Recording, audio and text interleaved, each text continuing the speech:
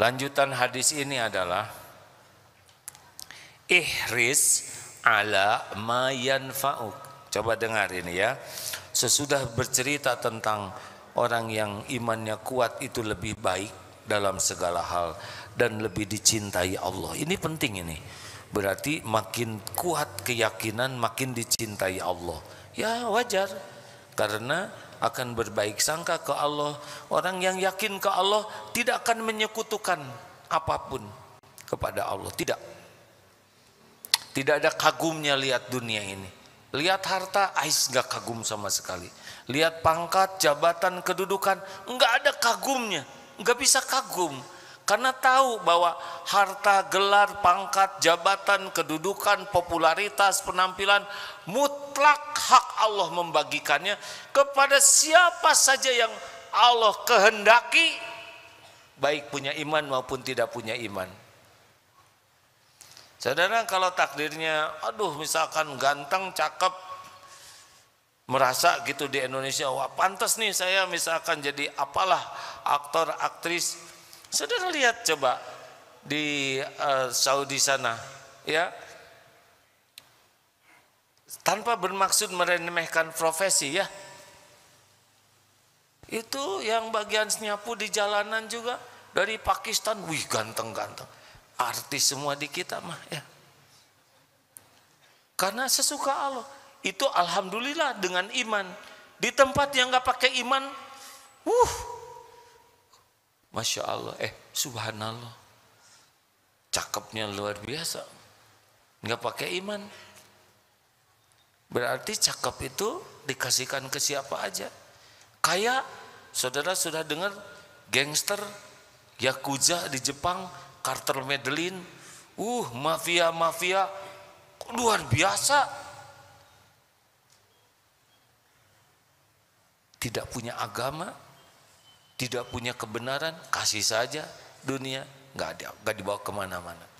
Jabatan Hitler kurang gimana, kan? Mao Zedong atau siapa yang dikenal dengan jabatannya tertinggi, tapi perilakunya tidak pakai iman, kasih saja jabatan. Maka orang yang yakin ke Allah tidak bisa kagum kepada pangkat, jabatan, kedudukan. Kita tetap baik dengan yang berpangkat, tapi nggak bisa hati itu menjadi gimana, biasa saja. Biasa saja. Biasa saja. Baik ke setiap orang, tapi tidak usah karena jabatannya ini kemudian seakan gimana gitu. Enggak. Halo? Saudara, bukan berarti harus merendahkan. Jabatan itu nggak ada apa-apanya. Udah saudara nggak punya jabatan, sombong lagi. Ini kekayaan milik Allah semua.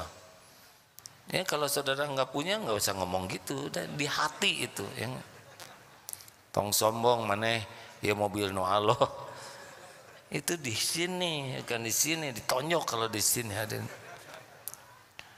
Jadi hati itu juga tidak untuk meremehkan, tapi tidak ada kekaguman. Kenapa? Karena langsung ingat bahwa kekayaannya, kedudukannya, pangkatnya Allah yang memberikan. Bukan tanda kemuliaan, bukan tanda kesuksesan, tapi tanda besarnya ujian. S1 dengan S2 lebih berat mana ujiannya? Mana yang lebih mudah jadi sombong itu lebih berat? Dah susah sombongnya. Saudara S1-nya di mana? Di SD Sukarasa 3, S2 SMP 12. Tidak untuk meremehkan, tapi tidak juga untuk kagum. Jadi biasa saja. Jadi nanti ketemu dengan pejabat siapapun, kita tetap hormat, baik, tetapi tidak ada kekaguman kepada jabatannya. Tidak juga kita jadi pamer, merasa bangga, kenal ini, kenal ini, biasa saja. Nanti udah pamer-pamer, dipotret, tahu-tahu ditangkep, kan nggak enak ya.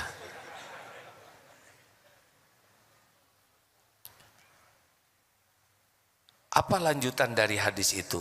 Ihris ala ma yanfa'uk. Ternyata lanjutan dari hadis kekuatan iman itu adalah kesempurnaan ikhtiar. Bersemangatlah, ihris ala ma yanfa'uk. Bersemangatlah, antusiaslah, all outlah dengan apa-apa yang bermanfaat bagimu, baik urusan dunia maupun urusan akhirat. Sehat manfaat, ayo olahraga, pelajari ilmu napas. Bukan saya mengajarkan ilmu apa tuh, tenaga daleman. Gimana nafas yang baik, yang sehat? Ternyata nafas kalau terjaga dengan baik, oksigen cukup, itu secara ilmu manfaat di otak kita oksigen cukup, cara berpikir jadi baik. Nafaslah, minum, kita tahu tubuh kita 70% cairan. Minum yang baik, jumlahnya baik, membaur, minumlah yang baik, pelajari ilmu minum, ilmu memamah biak, makan maksudnya. Itu perlu ilmunya tuh makan, karena ada yang lapar mata, wah, enak pisan tuh warnanya tinggal nih gitu. Nah gitu colek sini ini. Berapa banyak kita lapar gara-gara warna. Ada jambar roti nih, ambil lep ke sini. Ini nggak ada yang tanggung jawab sama perut kita, benar? Ada yang lapar lidah segini saja, oh, lewat segini tidak. Kita belajar makan, tanggung jawab nih ke tubuh ini.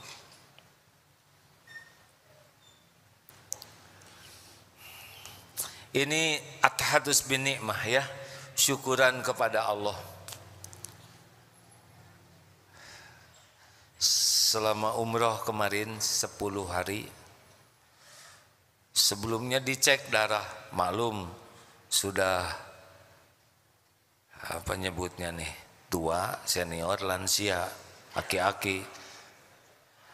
Karena lansia di atas 60, ternyata gula darah rada naik.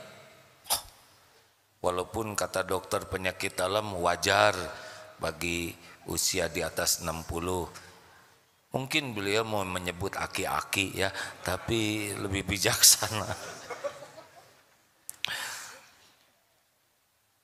Kenapa begini? Pelajari ilmunya, ilmu tentang bahayanya gula. Pelajari ilmu bahayanya kolesterol. Dibekali oleh keluarga ramuan daun salam, sereh, jahe. Maaf ini bukan dagang hadirin ya. Apa teh? Yang manis-manis teh, kayu manis. Tiap pagi rebusan, minum. Masya Allah. Hari ini dites gula di bawah 100, kolesterol di bawah 200, hanya 185, asam urat di bawah 7, 6,5. Aduh bahagia, walaupun nggak tahu jujur atau tidak tuh ya si alat itu, tapi halo nuhun, syariatnya nahan di sana. Lihat kambing senyum, lihat ayam tenang sabar ya, ada waktunya. Sekarang waktu hanya melihat saja. Dedaunan, sayuran, kacang-kacangan, makanya agak mengembik sedikit itu. Ternyata sesudah tahu ilmunya, izin Allah jauh lebih seger, jauh lebih sehat. Oh, ilmu manfaat. Ilmu makan dari Allah. Makanya jangan cuma makan saja hadirin. Bagaimana makan untuk sehat? Maaf, ini saya mohon maaf sekali ya. Sesudah jumpa dengan dokter dan tukar pikiran, bahwa kalau usia sudah nambah, itu ternyata tabungan kebiasaan makan tidak baik dulu itu berefek di masa tua. Kalaupun misalkan usia 45 mulai olahraga lagi, bersepeda, lari, itu memang membantu. Ada sahabat saya, semoga Allah memuliakan beliau, 100% jantungnya mampet, tapi 10 tahun terakhir itu olahraga sehingga ada pembuluh darah kecil yang tumbuh sehingga masih terselamatkan syariatnya. Kata dokternya, ini tidak mendadak mampet begini, ini tabungan yang lama. Coba hadirin sekalian, kita segala dimakan sekarang. Jalantah, tahu jalantah? Minyak yang sudah enggak jelas juntrungannya, kasih pecin, aduh legit. Mau tidur nasi goreng, beli apapun gorengan yang tidak jelas minyaknya, nabung itu. Plak di pembuluh darah, nabung terus. Belum lagi yang menghisap rokok, belum lagi yang minuman gulanya sampai manisnya luar biasa, sirupnya, nabung itu. Nabung.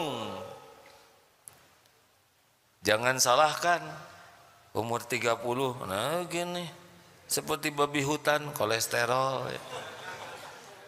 Umur 35 jalannya, kenapa jalan gini? Asam urat. Oh serius ini hadirin. Kenapa? Karena kita tidak sesuai dengan perintah Rasulullah. Ihris ala ma yanfa'uk. Olahraga. Serius ini hadirin. Yang sibuk merokok silahkan saja. Bukan masalah umur, ajal tuh ditentukan Allah. Tapi masalah tuanya sengsara dan menyengsarakan orang atau tidak, itu masalahnya. Punten ya. Apa bedanya kita ngurus anak dengan kita diurus oleh anak?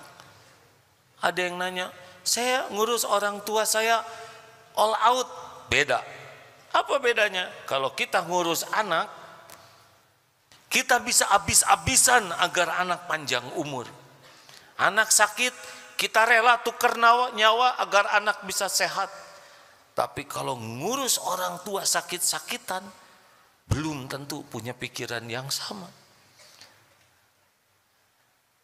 Si bapak teh panjang pisan umurna, nggak jelas pisan ya. Aduh,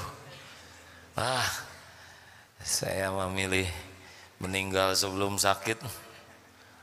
Gak mau nyusahin anak-anak, gak mau. Mending gak usah terlalu lama aja di dunia. Kalau lama bakal nyusahin orang.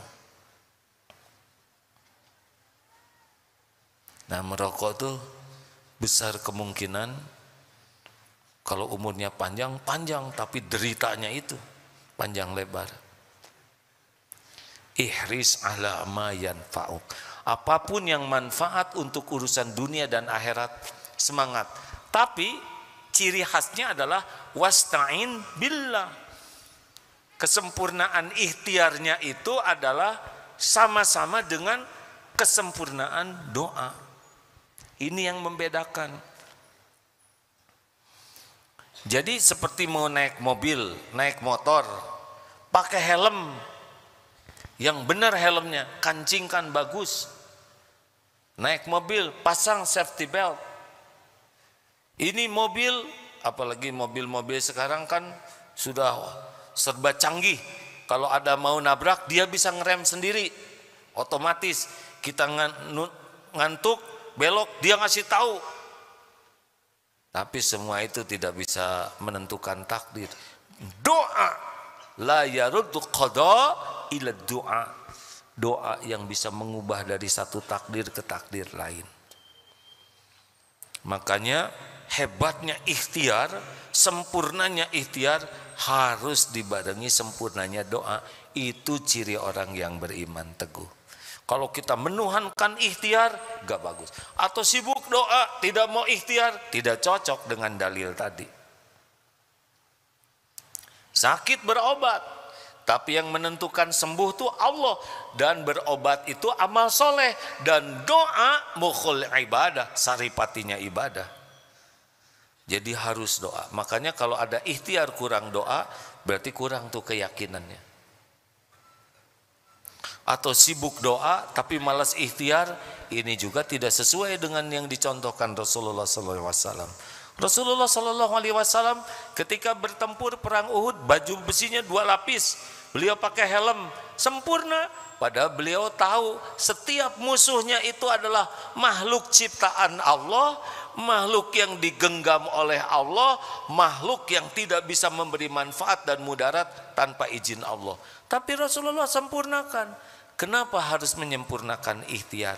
Sebagai amal soleh. Kita udah pakai helm, kemudian kita ketabrak meninggal, gak ada masalah. Tapi kita sudah punya amal melindungi tubuh kita. Jelas hadirin sekalian? Jadi yang orang-orang kurang doa itu masih kurang yakin. Karena orang yang yakin ke Allah tuh pasti banyak sekali doanya. Pasti banyak doa. Nih mau pergi dari rumah, mau ngaji ke sini, periksa motor, ada remnya tidak? Jangan rem tangkal hadirin ya. Kan dulu astagfirullah, ada naik sepeda dulu kan, yang paling gaya tuh yang gak ada remnya. Jadi ban depan itu ditekan pakai sendal. Oh, sendalnya masuk, cep, langsung ngaceng.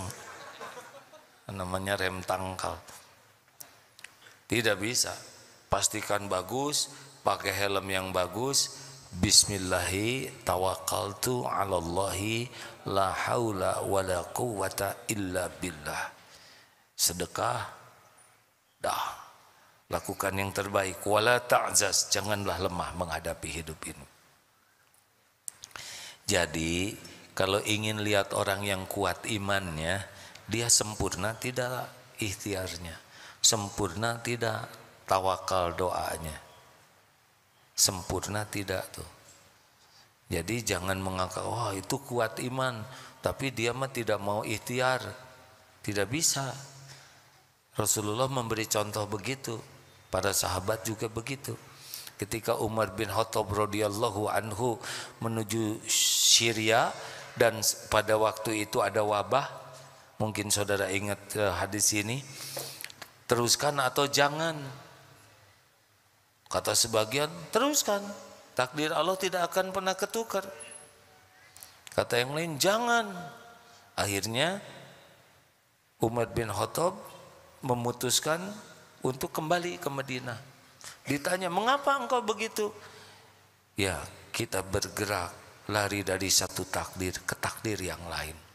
Bagaimana sekiranya engkau membawa sekelompok, segerombolan, sekelompok ternak, di sini kering, di sana subur, mau engkau bawa kemana?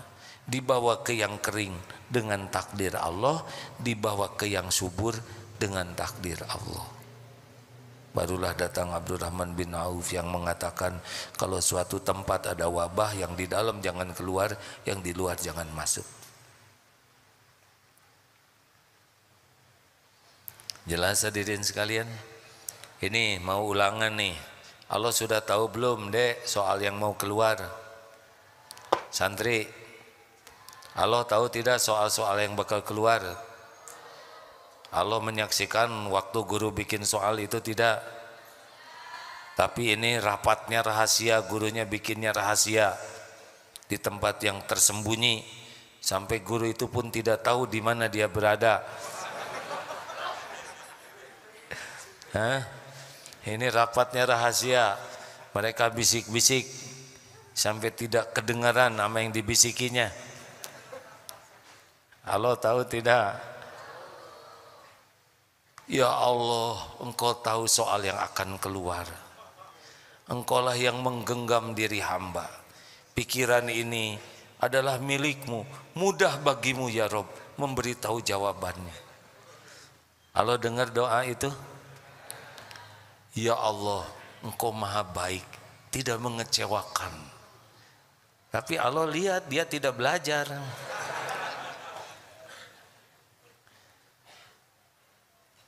paketnya harus bareng seperti uang. Ada sisi yang lain. Sempurnanya ikhtiar, maksimalnya doa itu harus kita miliki. Wala ta'zaz, dan janganlah kamu lemah. Jadi walau bagaimanapun jangan gentar, jangan malas, jangan lemah, jangan lalai. Semangat terus. Nah, kalau sudah terjadi wa in asabbaka syai'un, dan jika menimpa kepadamu sesuatu, fala taqul lau anni fa'altu kana kaza wa kaza. Jangan ngomong, duh seandainya saya begini, saya bakal begitu tuh. Coba saya begitu, saya begini nih. Tidak boleh. Walakin qul qaddarullah wa ma syaa fa'al. Katakanlah ini sudah qadarullah, ini takdir Allah. Allah berbuat apa yang dikehendakinya. Fa innallahu taftahu amal syaitan, karena perkataan seandainya membuka pintu tipu daya setan.